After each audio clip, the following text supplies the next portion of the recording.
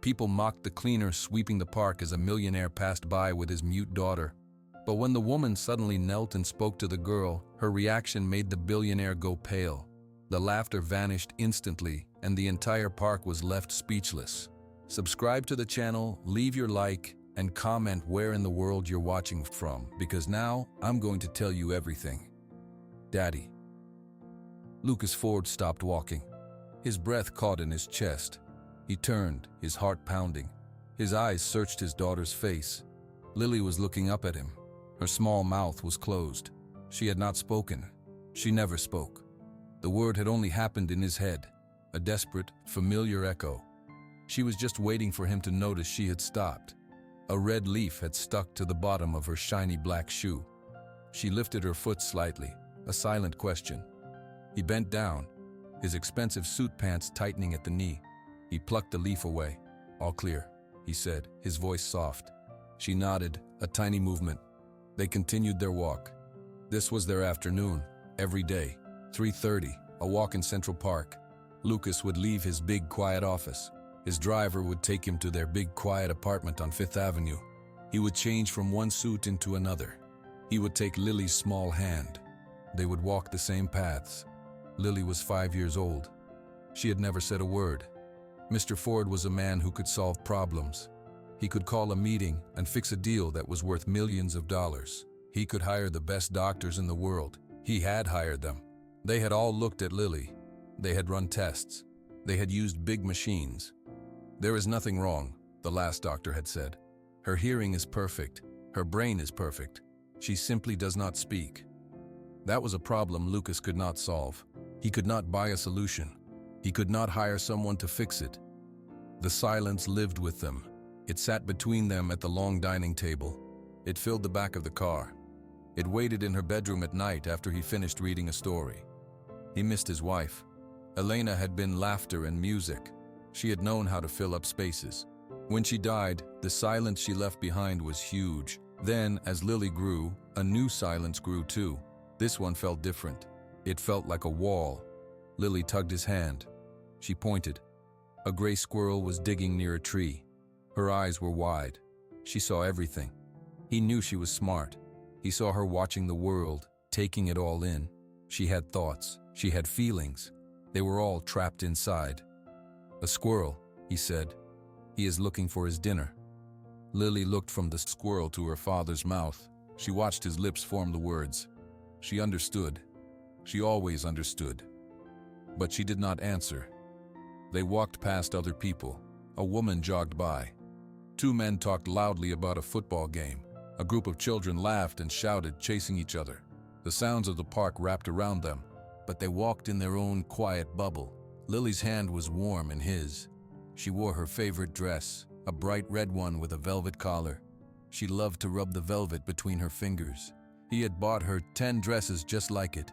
He looked down at her wild, dark curls. "Did you have a good day with Anna?" he asked. Anna was the latest nanny. Lily shrugged. It was not a yes. It was not a no. It was just a small movement of her shoulders. Lucas felt a heavy weight in his chest. He polished his wedding ring with his thumb, a slow, circular motion. It was a thing he did when the sadness pressed too close. He was failing her. He was giving her everything, except the one thing she needed. He did not even know what that thing was. The sun was beginning to go down. The air grew cooler. "Time to go home," he said. Lily did not protest. She never did.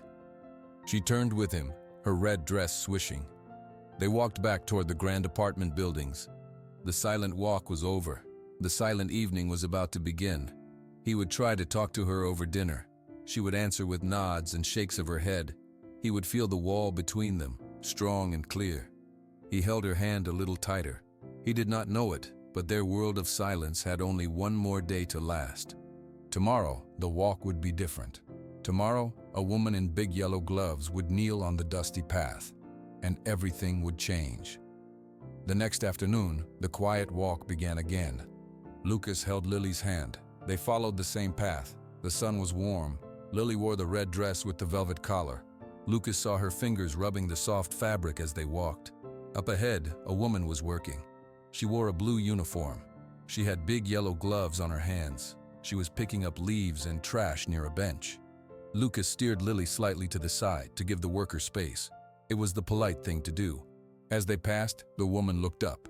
She was young. Her hair was in a long braid. Her eyes moved from Lucas to Lily.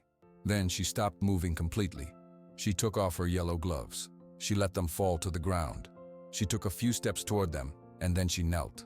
She knelt right on the dusty path in front of Lily. Lucas tightened his grip on his daughter's hand. "Can I help you?" he asked, his voice cautious. The woman did not look at him. She only looked at Lily.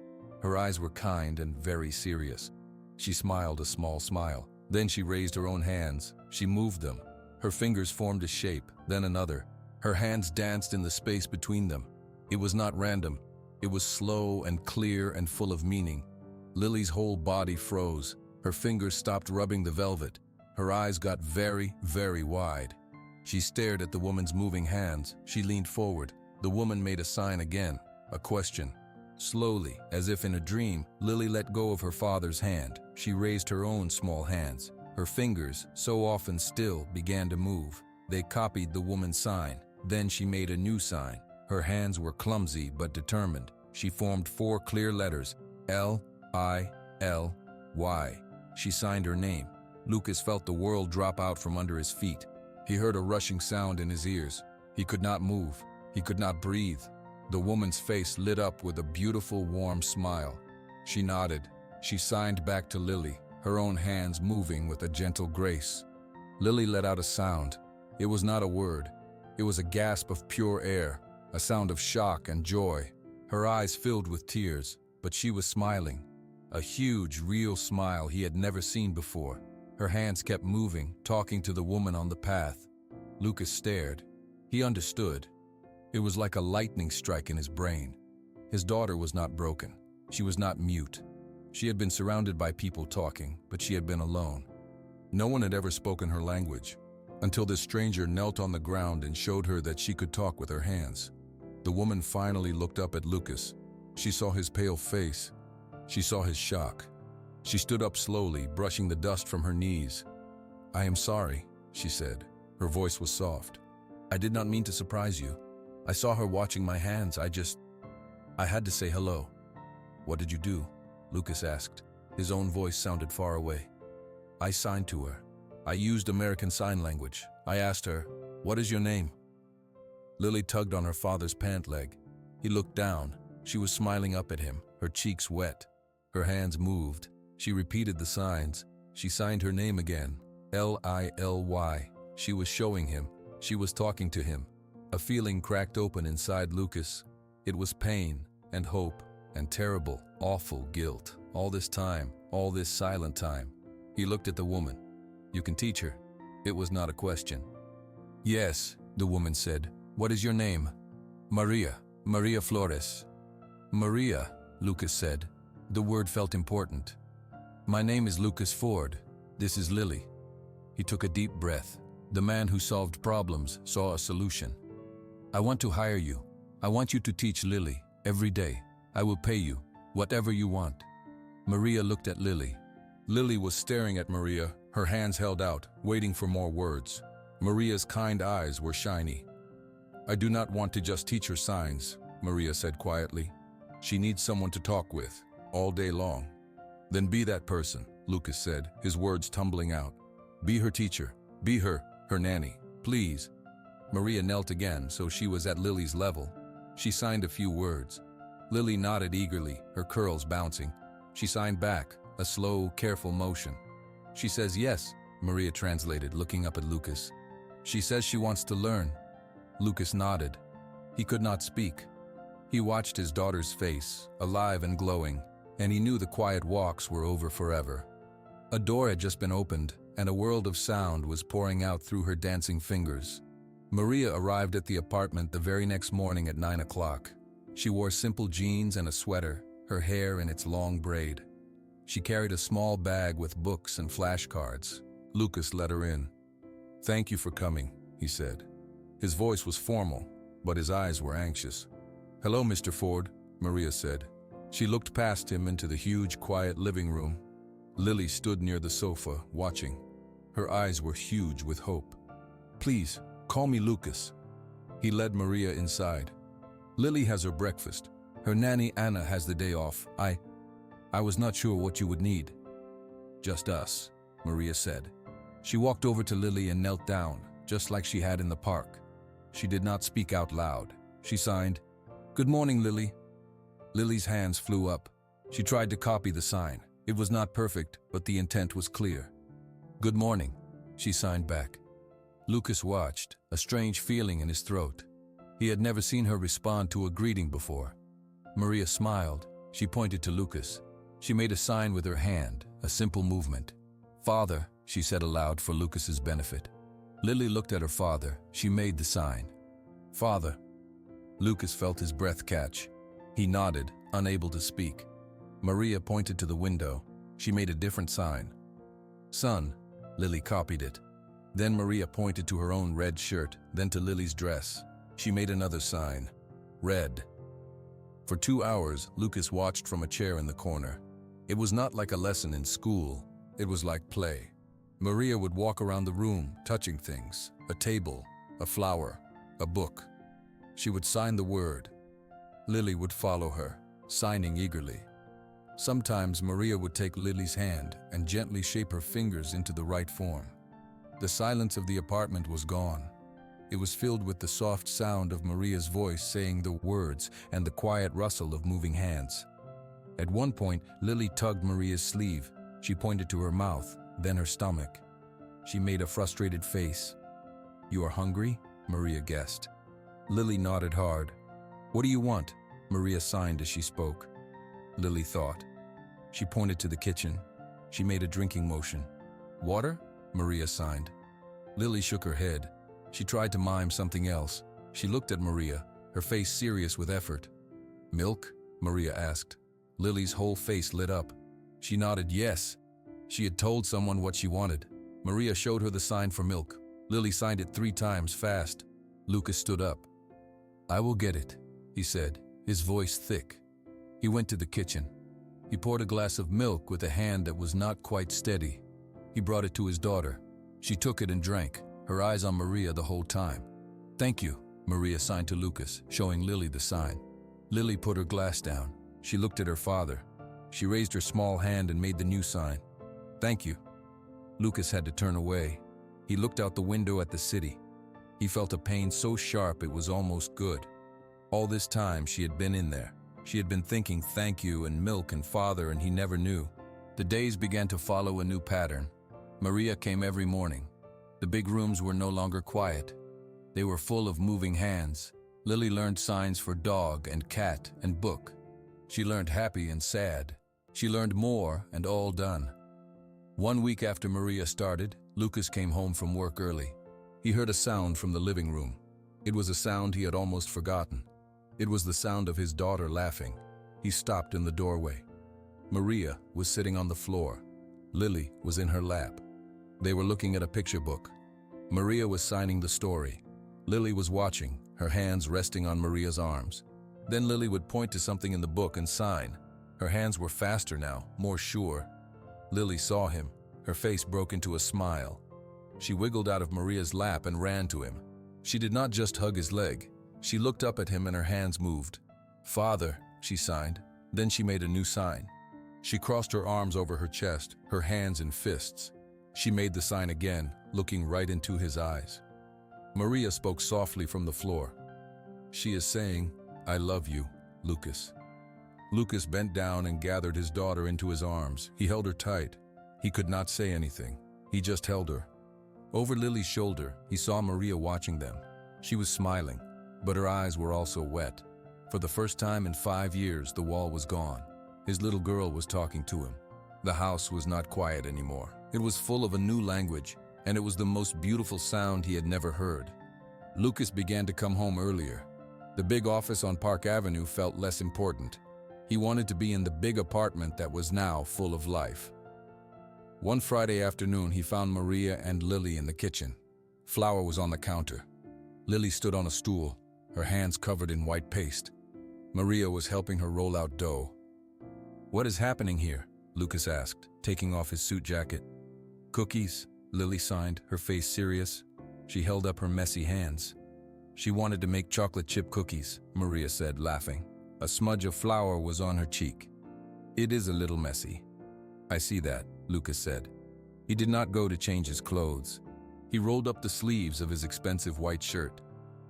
Can I help? Lily nodded eagerly. She pointed to a bag of chocolate chips. For the next hour, the three of them worked. Maria showed Lily the signs for mix and oven and wait. Lucas learned them too. His signs were slow and clumsy. Lily would giggle and correct his fingers with her sticky hands. When the cookies were baking, filling the apartment with a sweet smell, they sat at the kitchen table. Lily drank her milk. Lucas and Maria drank coffee. She asked me about her mother today, Maria said softly, so Lily would not read her lips. Lucas put his cup down. What did she ask? She pointed to a picture in the hallway. She signed, Mother. Maria's eyes were gentle. I told her that her mother was named Elena, that she had a beautiful singing voice, that she loved Lily very much. What did she say? She signed Zad, and then pointed to you. Maria paused. Then she signed Happy Now. She pointed to all of us. Lucas looked at his daughter, who was carefully picking chocolate chips out of a cookie. A wave of gratitude washed over him. Thank you for telling her, he said. His voice was low. I never knew how to talk about it without words. The words are not just here, Maria said, tapping her lips. They are here too. She placed a hand over her heart. Lucas looked at her. He saw the flower on her cheek. He saw the kindness in her eyes that had brought his daughter back to him. He felt something warm and solid grow in his chest. It was a feeling he thought had died with Elena. The next Saturday, Lucas had an idea. Let's go out, he said. All three of us. They went to the Central Park Zoo. Lily held both of their hands, swinging between them. She pointed at every animal, signing their names. Seal, bear, bird. Her signs were excited and fast. Lucas watched Maria. She was not just Lily's teacher now. She was their guide. She explained things, made jokes with her hands, kept Lily engaged. She looked beautiful in the simple daylight, laughing. While Lily watched the penguins, Lucas turned to Maria.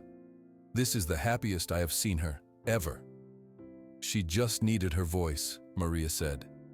You gave her more than that, Lucas said. He hesitated. You gave us both more. Maria looked up at him.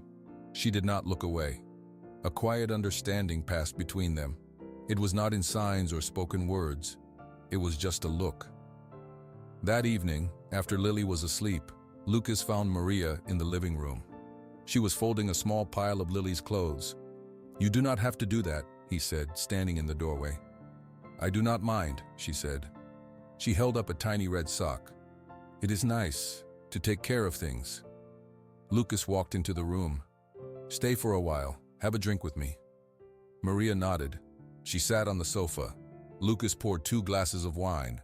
He sat beside her. The room was quiet, but it was a peaceful quiet.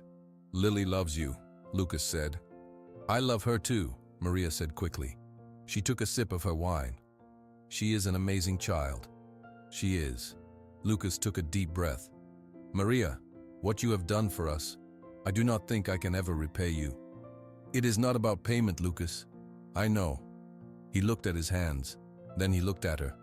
That is what makes it so important. They talked for a long time. He told her about Elena, about the loneliness of the past years. She told him about her family in the Bronx, about working hard her whole life. She did not talk about sadness. She talked about hope. When Maria stood up to leave, Lucas walked her to the door. Thank you for today, he said. Thank you for inviting us, she said. She turned to go. On an impulse, Lucas reached out. He gently took her hand. He did not sign. He just held it. Her hand was warm in his. Maria looked down at their joined hands, then up at his face. She did not pull away. She smiled, a soft, shy smile that made his heart feel too big for his chest. Good night, Lucas, she whispered. Good night, Maria. He closed the door and leaned against it. The apartment was silent again, but the silence felt different. It felt like it was waiting to be filled with a future. For the first time in so long, Lucas Ford thought about tomorrow with something that felt like joy. He did not know that Maria's past was already walking toward them, ready to change everything. The warm feeling did not last. A week later, Lucas noticed Maria was quiet. Her smiles for Lily were still real, but when Lily was not looking, Maria's face was pale. She would stare out the window, her hands still in her lap. "Are you feeling okay?" Lucas asked one afternoon. Lily was in her room for a nap. "I am fine," Maria said, but her voice was thin. "You do not look fine. Please, sit down." Lucas led her to the sofa. He sat beside her. "You can talk to me." Maria looked at her hands. She twisted her fingers together. She took a deep, shaky breath. "I have not been honest with you, Lucas." A cold trickle of worry started in his chest. "What do you mean?" "The day in the park. It was not the first time I saw Lily." Her eyes filled with tears. "I knew who she was. The moment I saw her eyes, I knew." Lucas felt confused. "Knew what? How could you know her?" Maria looked up, her expression full of a deep, old pain. 5 years ago, I worked a different job. I was a cleaner, an office cleaner at night." Lucas nodded slowly. "Okay." "I worked in a big building on 6th Avenue, a glass tower." She watched his face. "The Ford Enterprises building." Lucas froze. The air left the room. He worked in that building. He owned that building. I was young. I was alone. Maria's voice was a whisper. "I met a man who worked there. He was kind to me. For a little while. Then I got pregnant. When I told him, he was gone. He transferred to another city. I never saw him again." Lucas could not move. He could only listen. "I had the baby. A little girl. I had nothing, Lucas. No money, no family who could help. I wanted her to have a life, a good life, a life I could never give her." A tear rolled down her cheek. "So I made a choice, the hardest choice. I gave her up for adoption." The world began to tilt. Lucas's mind raced, putting pieces together that formed a terrible picture: the timeline, the location, the eyes. He remembered the private adoption agency, the smooth, quiet process after Elena died. He wanted a child to love. He was told the birth mother was very young, could not provide, wanted a better life for her daughter. "No," he said, the word a dry croak. "I left that job. The pain was too much, but I needed to be near the last place I felt close to her." Maria's tears fell freely now. "So I took the job in Central Park, right by that building. I would look at the windows and wonder which one was hers. For 5 years, I wondered." She looked straight at him, her heart breaking in her eyes. "Then one day, I saw a little girl in a red dress. She had my eyes, Lucas. She had my asterisk eyes. It was her. It was my baby." Lucas stood up. He walked away from the sofa. He felt like he was going to be sick. He put a hand against the wall to steady himself. "Her name was going to be Sophia," Maria whispered. "The name I chose, but you called her Lily." He turned to face her. His face was white with shock. "All this time, you knew? And you did not tell me." "I wanted to," Maria cried. "But how could I? You were so happy. Lily was so happy. I just wanted to be near her. I just wanted to know she was okay. And then, I loved her. And I started to love you." She hugged her arms around herself. "The lie got bigger and bigger. It was eating me alive." Lucas felt a storm inside him. Betrayal, guilt, a horrible, sinking understanding. "I took your child," he said, his voice hollow. "I took your child, and I did not even know." "You gave her a beautiful life," Maria said, standing up pleading. "You are a wonderful father. That is all I ever wanted for her. But you are her mother. The word exploded from him. It echoed in the quiet room. The truth hung between them, huge and shocking. The woman he loved was the mother of his daughter. The child he adored was the baby Maria had lost. Their happy family was built on a secret so big it threatened to crush them all. Lucas looked at Maria, really looked at her. He saw the same curve of her eyebrow that Lily had, the same shape of her lips when she smiled. How had he not seen it? He felt the foundations of his new life crack and splinter. Everything was different now. Everything was wrong, and he had no idea how to make it right. Lucas did not sleep. He sat in his dark living room all night, the truth pounding inside his head. When the sun came up, he called his office. He said he would not be coming in. Then he made another call. 2 hours later, his lawyer, Robert Vance, arrived. Robert was a tall man with sharp blue eyes and a tan that looked permanent. He wore a suit that cost more than Maria made in 3 months. He sat in a chair opposite Lucas, his posture perfect.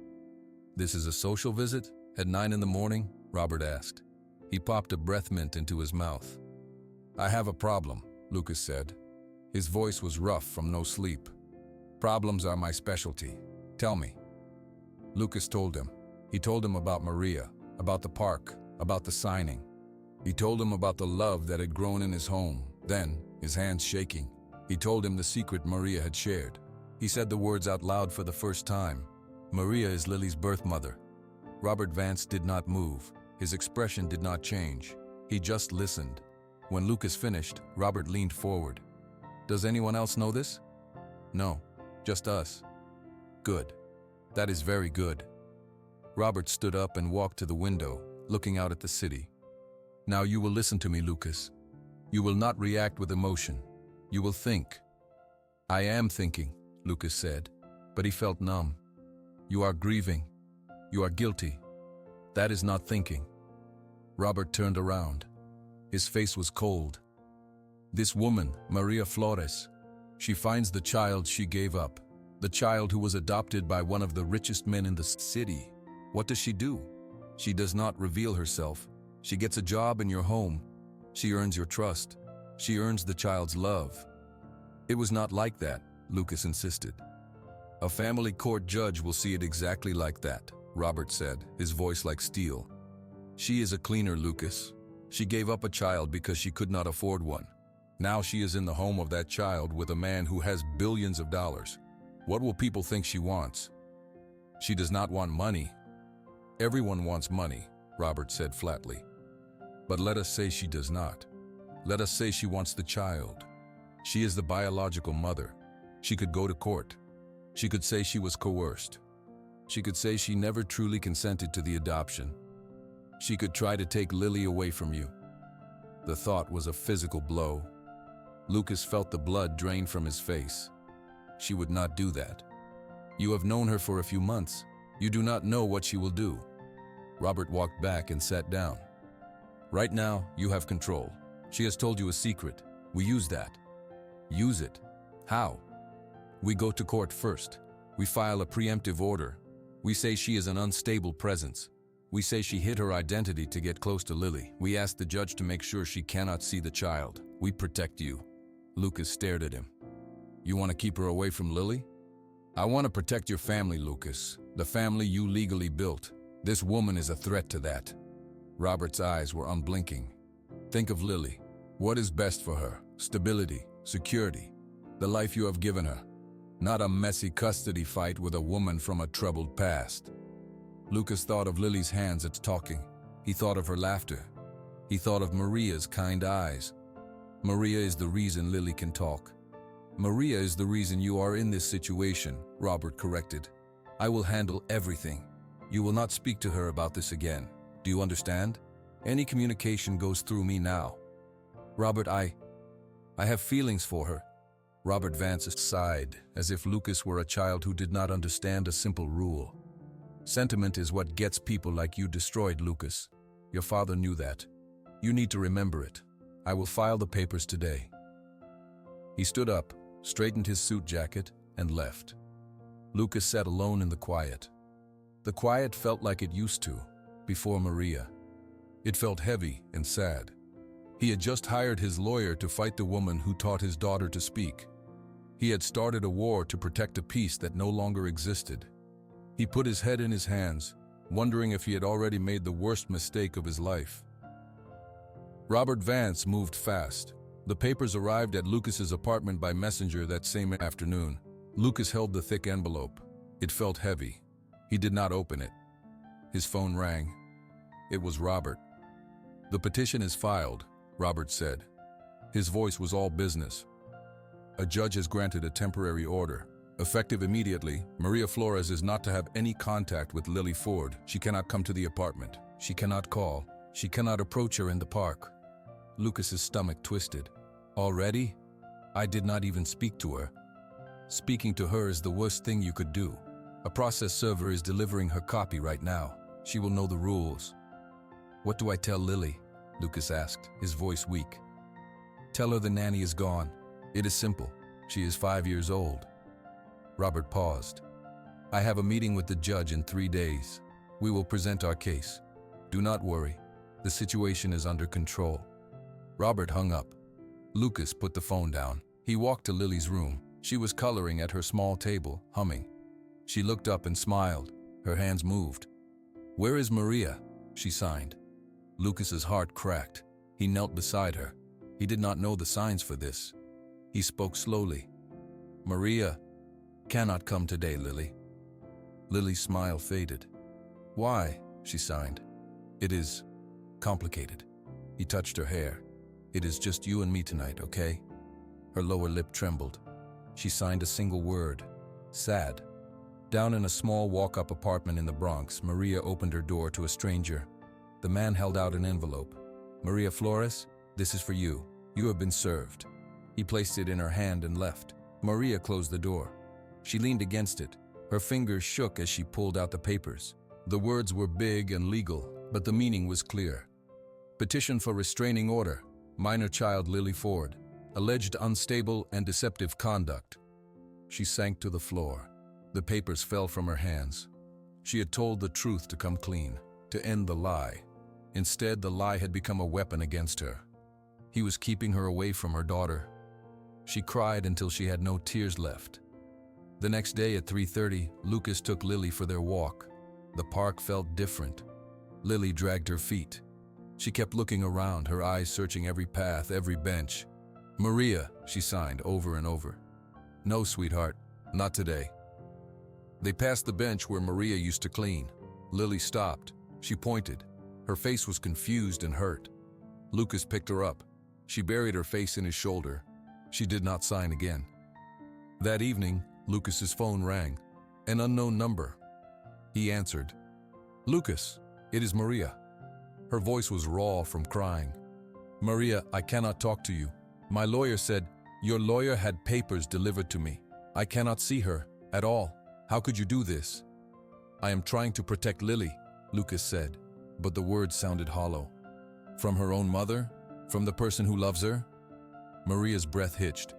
Lucas, please, do not do this. Let me explain to a judge. Let me see her. Robert says it is not safe. Robert does not know me, she cried. You know me, please. Lucas closed his eyes. He saw Robert's cold, sure face. He saw Lily's searching eyes in the park. He was torn in two. I have to listen to my lawyer, Maria. I am sorry. There was a long silence on the other end. When Maria spoke again, her voice was flat, defeated. I got a lawyer too, a nice woman from a legal aid office. She says I have rights. She says we will fight you. The line went dead. Lucas stood in his silent kitchen. He had started this to keep his family safe. Now, the woman he loved was his enemy in a court of law. And his little girl, who had just found her voice, was slipping back into a sad, confused silence. The fight had begun, and he already felt like he was losing everything. Lily stopped coloring. She stopped asking for her favorite red dress. She would sit by the window for a long time, just staring out at the park. When Lucas tried to talk to her, she would look at his mouth, but her own hands stayed still in her lap. One morning she wanted cereal.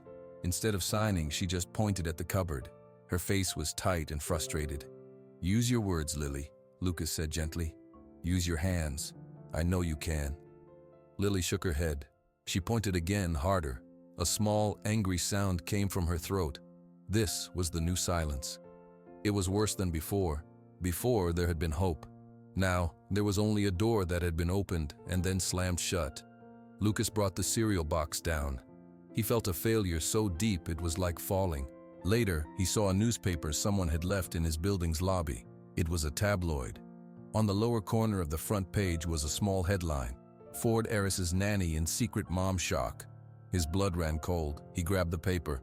The article was short. It said a park worker was seeking rights to a child adopted by wealthy businessman LF. It said that the woman had a troubled past. It did not use Maria's name, but it was her. Robert Vance had said he would control the story. This was control. It made Maria look like a gold digger. It made Lucas look like a victim. He took the elevator upstairs. He called Robert. "I saw the paper," Lucas said. "Good. It's a small piece, just enough to shape the narrative before the hearing tomorrow," Robert replied. Lucas could hear him chewing a mint. "You made her sound like a criminal." "I made her sound like what she is, a complication. The judge will see that piece. It sets the tone." Lucas thought of Maria reading it in her small apartment. "And Lily? She is losing her signs. She is going backward. Children are resilient. Once this is over, you can hire a proper sign language tutor, a professional." "Maria is a professional," Lucas snapped. "She is the reason Lily talks at all." Robert's voice became cold and slow. "Lucas, listen to me. That woman connected with Lily for one reason: biology. She is using that bond to disrupt your life. Do not confuse her strategy with love. Tomorrow, the judge will make the temporary order permanent. She will be out of your lives. Then Lily will adjust." Lucas hung up. He walked into Lily's room. She was on the floor, not playing. She just sat there with her favorite stuffed dog. She was not signing to it like she used to. She was just holding it. He sat next to her. "Lilybug," he whispered. She looked at him. Her eyes were so sad. She lifted her hands. They trembled. She tried to form a sign. She got halfway, then her fingers curled into fists. She hit her own leg once in frustration. A tear rolled down her cheek. In that moment, Lucas saw the truth with terrible clarity. Robert was wrong. This was not about biology or strategy. Maria had not given Lily a strategy. She had given her a voice, and by taking Maria away, he was taking the voice away too. He pulled Lily into a hug. He held her tight. "I am so sorry," he whispered into her hair. "Daddy is so sorry." He had been trying to protect her from a fight, but the fight itself was hurting her more. He thought he was building a wall to keep danger out, but the wall was inside the house, and it was made of Lily's silence. The court hearing was tomorrow. Robert had everything prepared, but as Lucas felt his daughter's small, silent sobs against his chest, he knew he had prepared the wrong thing. He had been protecting the wrong person. The family courtroom felt cold. Lucas sat at one table with Robert Vance. Maria sat at another with her lawyer, a young woman named Susan. Lily was next to Lucas, small and quiet in a blue dress. She held her stuffed dog tightly. Judge Harris, a woman with gray hair, looked at the papers in front of her. "This is a hearing on the petition for a permanent restraining order," she said. "Mr. Vance, you may proceed." Robert stood up. He smiled at the judge. It was not a warm smile. "Thank you, Your Honor. This is a simple but sad case. My client, Mr. Ford, opened his home to a woman he believed was a caring nanny. He later discovered this woman, Maria Flores, had hidden a crucial fact. She is the child's biological mother. She used that secret to insert herself into the home. This is a profound deception. She is a transient worker with a history of instability. She gave up her child once. Now she sees an opportunity. She is a disruption to this child's stable, loving home. We ask that she be legally barred from any contact to protect Lily Ford." Lucas listened to the words. Transient worker. Instability. Opportunity. He looked at Maria. She was staring at her hands folded on the table. She looked hollow. Judge Harris turned. "Miss Flores, your counsel?" Susan stood. "Your Honor, my client made an impossible choice 5 years ago out of love so her daughter could have a better life.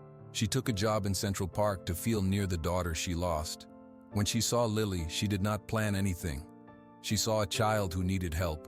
She gave that child a voice. She loves her. She loves Mr. Ford.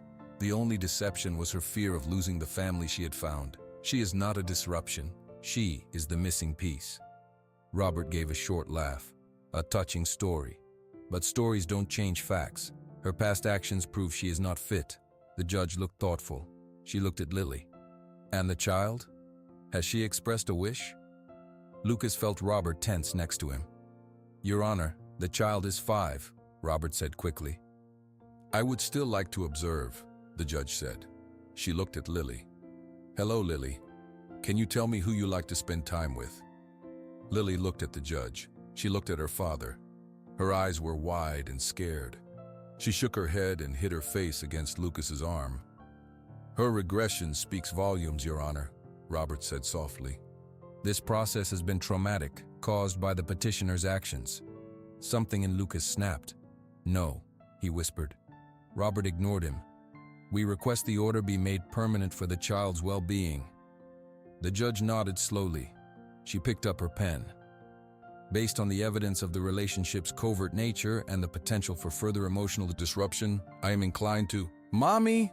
The word was silent. It was not heard but seen. Lily had pulled away from Lucas. She slid off her chair. Her small feet padded quickly across the floor of the courtroom. She did not go to the judge. She ran straight to Maria's table. Maria turned, her face a mask of shock. Lily reached her. She raised her hands. They were not still or clumsy now. They flew with a desperate grace. She signed, clear and fast for everyone to see. "Mommy, please stay. My voice is with you." She then threw her arms around Maria's neck, burying her face there. A total silence filled the room. The judge's pen was frozen. Robert's mouth was slightly open. Susan had her hand over her heart. Maria held Lily, her shoulders shaking with silent sobs. She kissed her daughter's hair. Lucas watched. He saw the truth in that image. It was the whole truth. Lily's voice was not a tool or a trick. It was a gift, and she had given it back to the person who gave it to her. He saw the wall he built crumble to dust. He stood up. "Lucas, sit down," Robert hissed. Lucas looked at his lawyer. "You are fired, Robert. Do not speak again." He turned to the judge. His voice was clear but full of emotion. "Your Honor, may I speak? The whole truth." The judge looked at Lucas. She looked at the child clinging to Maria. She put her pen down. "You may speak, Mr. Ford." Robert Vance stood up, his face red. "Your Honor, this is highly inappropriate." "Sit down, Mr. Vance," Judge Harris said firmly. "You have been dismissed. Mr. Ford, continue." Lucas walked around the table. He did not stand in the space for lawyers. He stood near Maria and Lily. He looked at them first, then he turned to the judge. "I have been scared," he began, his voice low but clear. "When I learned the truth, I was scared of losing my daughter. I listened to bad advice. I thought the way to protect her was to build a wall. I was wrong." He looked at Maria. "Maria did not lie to hurt us. She kept her secret because she was scared too, scared of losing the only piece of her daughter she had left.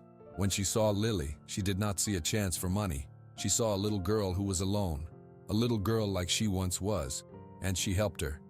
Lucas took a deep breath. "She gave Lily her voice, but she gave me something too. She showed me how to love again after my wife died. She showed me that family is not just about blood or papers, it is about showing up. She showed up for Lily every single day. She shows up for me." He turned fully to the judge. "I do not want a restraining order. I do not want a fight. Maria is Lily's mother. She is also the woman I love. I am asking for a chance for us to be a real family. Not a secret, not a fight, a family." The courtroom was silent. Judge Harris looked at Maria. "Miss Flores, do you wish to take this child from Mr. Ford?" Maria carefully loosened Lily's arms from her neck. She held her daughter's hands. She signed as she spoke so Lily could understand. "No, Your Honor. I never wanted to take her from him. I only wanted her to know she is loved.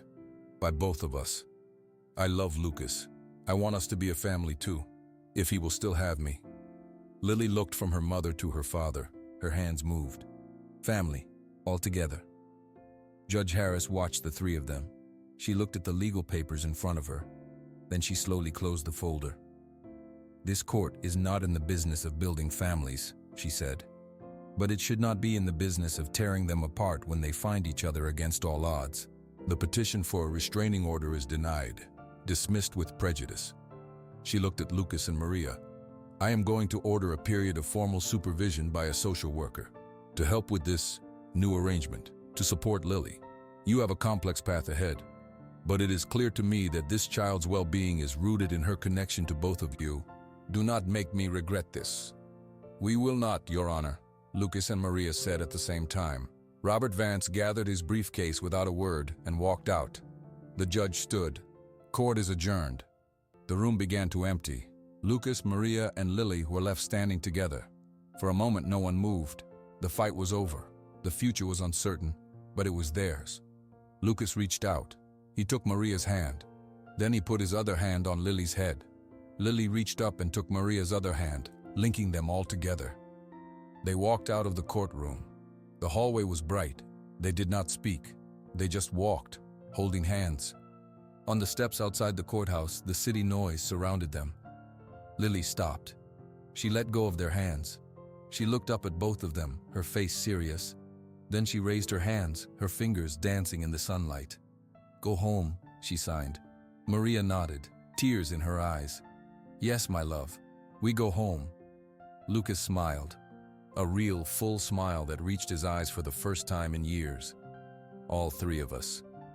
They walked to the car, a new family built on a painful truth, held together by a language of love that needed no sound at all. Lily's hands moved the whole way, telling a story that would never end.